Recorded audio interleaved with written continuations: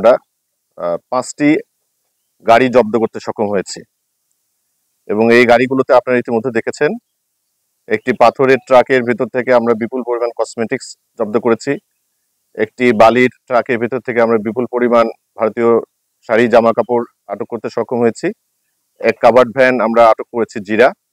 একটি ছোট mini pickup থেকে আমরা আটক করেছি বিভিন্ন ধরনের চকলেট। এটার উপরে পাথরের টুকরা এবং ইটের টুকরা ছিল এবং আরেকটা গাড়ি জব্দ করেছি যেটাতে ভুয়া কুরিয়ার সার্ভিসের ট্যাগ লাগানো ছিল।